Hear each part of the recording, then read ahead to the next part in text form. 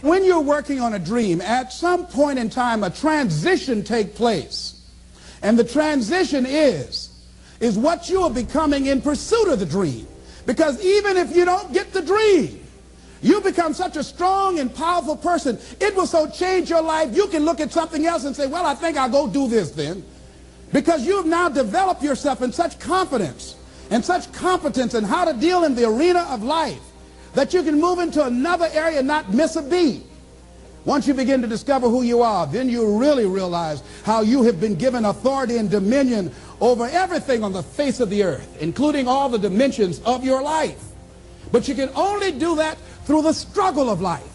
And most people avoid the struggle. Most people go through life avoiding pain. And when you go through life like that, something in you dies. Something in you that you never activate is lying dormant in there, that you never get a chance to call on because you have not challenged yourself. Somebody said, the land of familiarity belongs to the dead.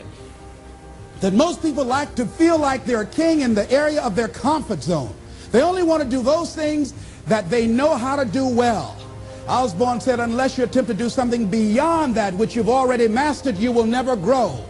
So if you want to begin to grow, you've got to put something out here that you can't reach easily, that has got to make you stretch, got to make you jump for it, got to make you get back a little bit and dig in so that you can take a leap for it. And maybe you jump up there and you miss it and you skin your knees and you come back again and you bust your lip next time.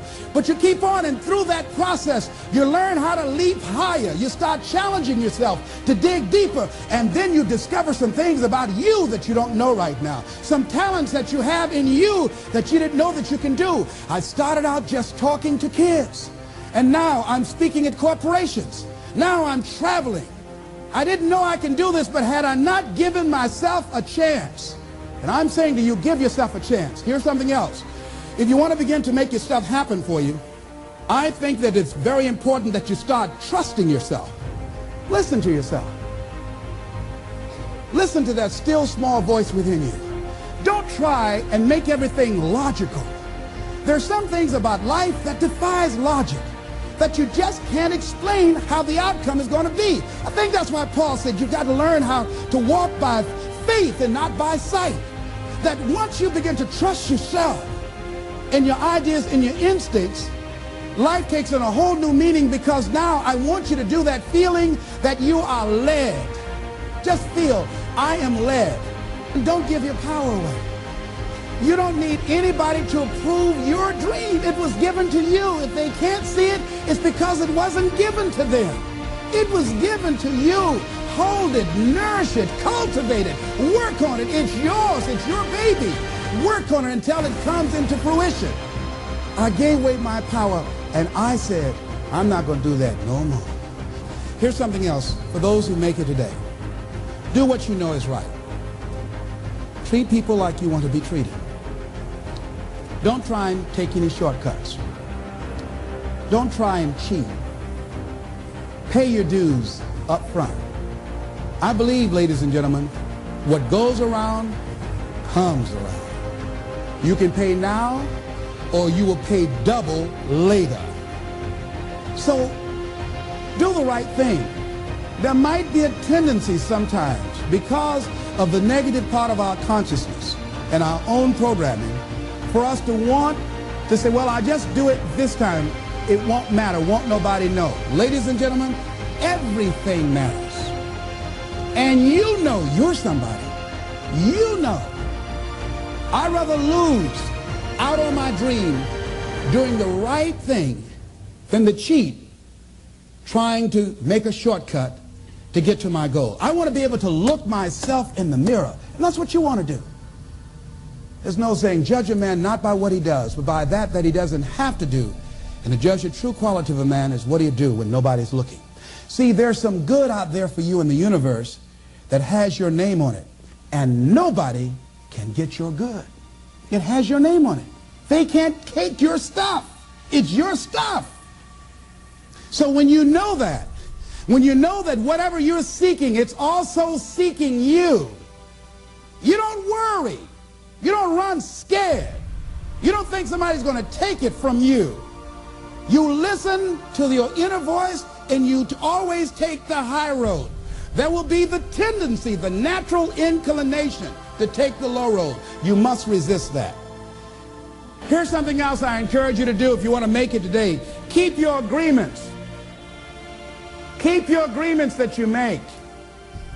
And establish a network of people who will also do that. Establish a network of people in your life that you can count on, that will be there for you when you need them, and you be there for them. Leave the flakes alone, people that are seriously not serious. And if you're surrounded by flakes, that tells you who you are. Here's something else. 3 P's to have in your life. In working on your dream and doing your life work, you must be patient, persistent, and positive no matter what. Be positive no matter what, because when you are negative, ladies and gentlemen, you're sending out negative energy and you're blocking your good. So don't send out any negative energy. Don't take it personal. See, a lot of people have an idea or a dream and they give up on it. No, don't do that. Work your dream until it gets hot. See, most things don't happen as soon as we think they should happen. The messenger of misery might drop in on you and say hello. Murphy's Law might come by and thump you on the head. Any number of things can happen to interrupt your flow. It's okay. Don't take it personal. Just acknowledge what's going on. It's called life. And keep on working on your dream. Continue to keep on knocking, because this is your life. This is what you love. This is your passion.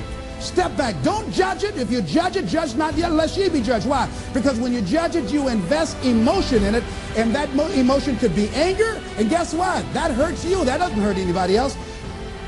So what do you want to take yourself out early for by internalizing things? Shakespeare said, nothing is neither good nor bad, but thinking makes it so. So judge not according to appearances, but right judgment, and feel that everything is going to work out for you, because you're patient, you're persistent, and you're going to be positive no matter what. Don't allow other things or people or circumstances to determine what your reaction is going to be. So don't allow people to determine how you are going to respond to them or circumstances. Learn to look at it. Look at your life right now. If you want to keep on getting what you're getting, keep on doing what you're doing. You've got to be willing to change your ways. Your life is working. If you don't like what you have produced, you're a director, you are the star, you wrote this script. You produced this, whatever it is. If it's a hit, you produced it. If it's a flop, you produced it. Take ownership of it and decide to go back to the drawing board and rewrite the script that you are the star of. You have the power to do that. On this day, you can declare that I'm going to change. As you look back on your life, you can decide that I don't like what I produced here, and I want higher ground. I want to begin to experience more love. I want to have more adventure in my life. I want something that gives my life a sense of meaning. I believe, ladies and gentlemen, if we can accept the possibility of that this is the decade of consciousness. That's what I believe that this is. The decade of consciousness, if you please.